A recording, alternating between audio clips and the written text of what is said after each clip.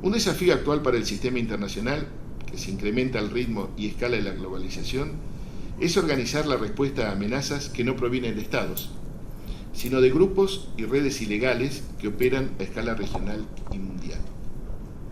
A ello se suma el problema de la racionalidad de la conducta de ciertos actores internacionales, entendida como el análisis y cálculo de costo, beneficio, utilidades y riesgos de una decisión. Hasta el fin de la Guerra Fría, el conflicto este-oeste, que dominaba la cuestión del uso de la fuerza en el escenario internacional, se desarrollaba dentro del paradigma de la racionalidad occidental, que habitualmente se llama realismo en la corriente, como corriente de las relaciones internacionales. Su expresión máxima era la lógica de la destrucción mutua asegurada que generaban los inmensos arsenales nucleares. Los actores considerados irracionales, con todo lo que ello contiene también de categoría política, traen la dificultad de que afectan este paradigma de racionalidad al actuar por medio de individuos que están dispuestos a destruirse a sí mismos y a una gran cantidad de civiles inocentes para el logro de sus fines.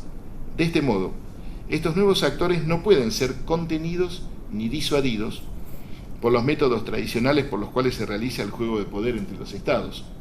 Es necesario encontrar otras respuestas para responder a amenazas de nuevo tipo.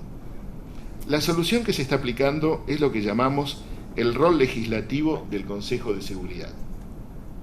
Es la respuesta que encuentra el sistema jurídico político internacional para todas las amenazas que no son estatales, al obligar a cada uno de los estados a dictar la legislación y poner en marcha los sistemas de contralor internos para responder a esas amenazas, con la sanción indirecta, pero no menos presente, de que si no lo hacen, un comité de las Naciones Unidas evaluará si constituyen una amenaza a la paz y la seguridad internacionales. Y por lo tanto, si su incumplimiento puede ser llevado al Consejo de Seguridad. En este caso, si hay un acuerdo entre los 5 miembros permanentes, más la construcción de una mayoría con no permanentes, el Consejo puede ordenar una sanción contra ese Estado. La amenaza de la sanción es tan fuerte que, en realidad, la inmensa mayoría de los estados están cumpliendo con las exigencias del Comité de la Resolución 1540 y los demás comités afines que han sido creados por resoluciones del Consejo. Es necesario también tener presente el problema de la ilegalidad cometida por potencias que, por sus propias características, son imposibles de sancionar, excepto al costo de una gigantesca destrucción de la vida humana y de sus condiciones materiales de reproducción.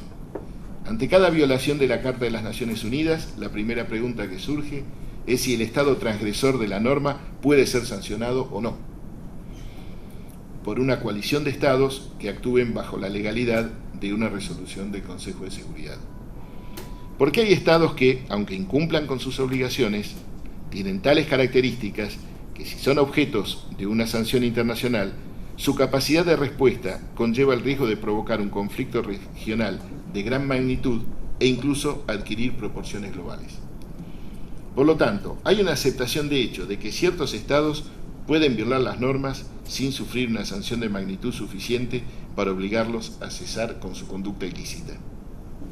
Como es explicado en el libro, y comprobamos incluso en estos momentos por la situación que atraviesan en diversos países, continúa vigente la tentación de reemplazar los regímenes autoritarios, combatir a los regímenes hostiles o resolver el problema de los llamados estados fallidos mediante el uso de la fuerza.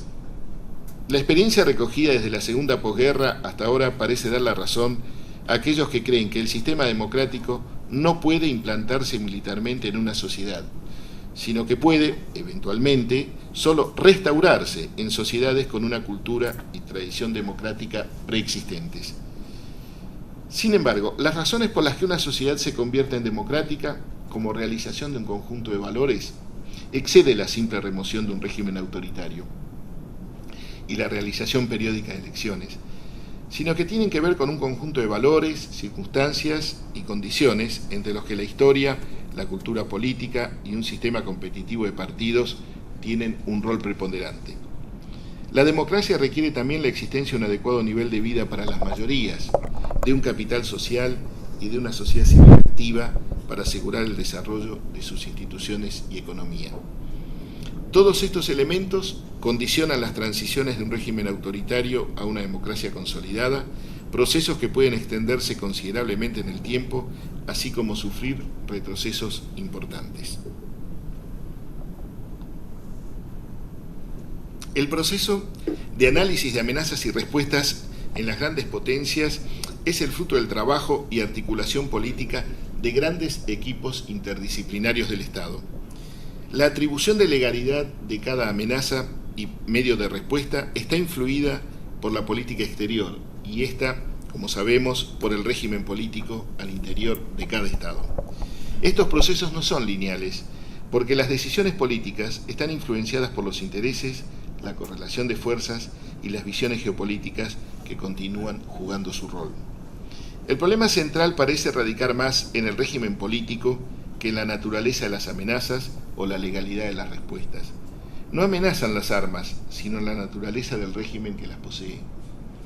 Los regímenes hostiles, cuyo desafío al sistema internacional fue postergado en 1945, aún no han encontrado una vía de solución jurídica. Las democracias y las sociedades abiertas tienden a desarrollar entre sí relaciones pacíficas. En la mayoría de los conflictos, desde 1945, uno de los actores ha sido un régimen político autoritario o totalitario, y o los diversos grupos armados que intentan hacerse del poder para instaurarlos. Las relaciones entre las naciones democráticas transcurren hoy pacíficamente y están reguladas, al menos en la mayor parte del espectro, por normas jurídicas. Hay una nueva agenda internacional que está reivindicando los derechos del individuo y que está debilitando la capacidad de los regímenes autoritarios para sojuzgar, someter y martirizar a su propia población. La deslegitimación del autoritarismo represivo que puede terminar por imponerse a escala global. Sin un estándar mínimo compartido por toda la humanidad, no podremos tener una verdadera sociedad global. Las organizaciones no gubernamentales, los partidos políticos, los diversos tipos de asociaciones civiles y una parte importante de la opinión pública internacional reclaman crecientemente que los gobiernos y las Naciones Unidas cumplan un rol positivo en defensa de la paz y los derechos humanos. Por supuesto, no se trata de una progresión simple. En materia de valores, las sociedades democráticas pueden experimentar retrocesos y las sociedades sometidas a regímenes autoritarios abrirse aceleradamente. Por otra parte, el cinismo político no es exclusividad de las dictaduras, ni hay una necesidad o ley histórica en este proceso. Los grandes motores del cambio son la sociedad civil, la cultura, la participación política, el capital social y la calidad institucional, elementos todos que aseguran la supervivencia y perfeccionamiento de una sociedad abierta. Desde el punto de vista argentino, el establecimiento de una legalidad democrática a nivel global construida a partir de normas jurídicas que reconozcan el carácter inalienable de la persona humana, sus derechos humanos y garantías individuales, no solo es un reencuentro con las ideas de nuestros grandes publicistas, sino también con un conjunto de valores que están sacralizados en nuestra Constitución Nacional y que constituyen un estándar mínimo cuya vulneración no podemos considerar aceptable a nivel internacional, si queremos que la sociedad global avance decididamente en la materialización de un sistema global centrado en los derechos humanos y el régimen político democrático. Un mundo basado en este paradigma será seguramente también un mundo más seguro, en el que podremos desarrollar pacíficamente todas nuestras capacidades individuales y sociales. Tenemos, pues, una apasionante tarea por delante como diplomáticos y como argentinos. Muchas gracias.